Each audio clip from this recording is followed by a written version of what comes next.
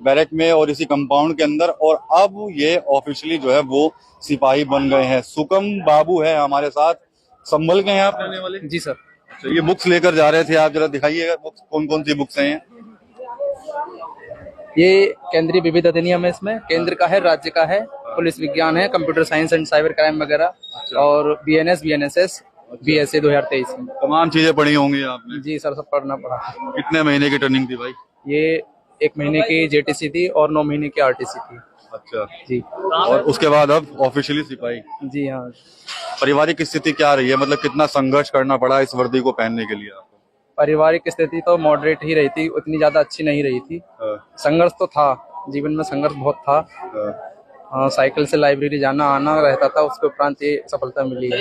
ये पहला कदम मेरी सफलता का है। परिवार में और कोई था, कोई सरकारी नौकरी में? मेरे पिताजी थे शिक्षा में। अच्छा जी जी। अच्छा। उनकी, मेरे माता पिता की देन है जो आज हम यहाँ सभी भाई खड़े हैं। मेरे और भी दोस्त वगैरह हैं ये।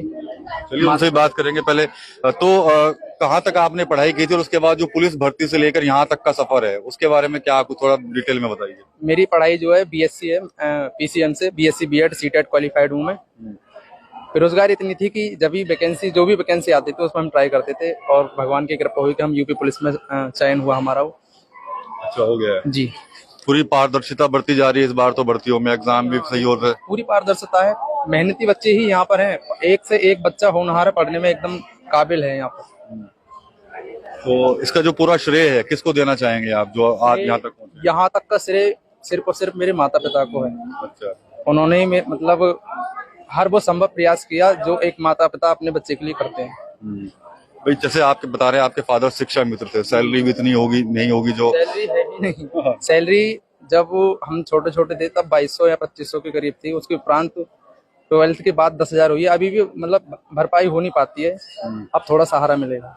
मतलब आप बन गए हैं पुलिस में, तब सहारा मिल जाएगा? जी जी जी। परिवार में कौन कौन है सुगम भाई? मेरे बड़े भाई हैं। अच्छा। और मैं हूँ, मेरी 2 बहनें हैं, एक मुझसे बड़ी हैं, एक छोटी है। शादियां वादियां होंगी सबकी या नहीं होगी? एक बहन की और भाई की हो गई। काफी संघर्ष रहा। मम्मी पापा भी आए हैं यहाँ पर? जी जी, मम्मी पापा बैरिक में हैं, उधर आराम कर रहे हैं। अच्छा। तो देख रहा हूँ कि कितने घंटे पढ़ाई करते थे आप? ट्रेनिंग तो होती होगी, फिजिकल ट्रेनिंग भी है और फिर ये तमाम चीजें? ट्रेनिंग स्कूल चलता था, स्कूल में जितना पढ़ लिया उसके उपरांत भी 2 से 1.5 या 2.5 घंटा हम उसके अलग देते थे। अच्छा। हाँ, इसके अलावा भी 2.5 या 3 घंटे हम निकाल देते पढ़ाई के लिए भी।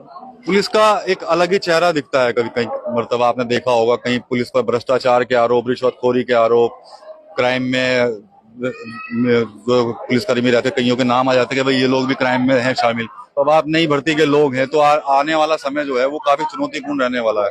भ्रष्टाचार की बात करें, ये पर्सन टू पर्सन वेरी करता है। उसके विचारों के ऊपर बात, उसके चरित्र के ऊपर रहता है कि वो कितना अपने अंदर ईमानदार है या कितना सजग है। हालांकि अब ये बैच आया तो उम्मीद है कि ये बहुत कुछ बेहतर करेगा।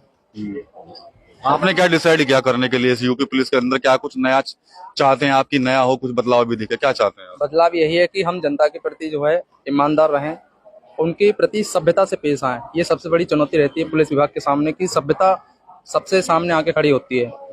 कभी भी कोई भी व्यक्ति अगर शिकायत करता है कि वो, तो यही करता है कि पुलिस हमारे साथ अभद्र या असभ्य व्यवहार कर रही है। हम कोशिश करेंगे कि पूरी तरह से सभ्य रहें, जैसा हम अपने माता पिता भाई बहन के साथ करते हैं। मतलब पूरा फैमिली ट्रीटमेंट करेंगे पीड़ित के साथ? जी जी जी, उसके साथ होना ही चाहिए। सभ्यता से व्यवहार बेहद जरूरी है।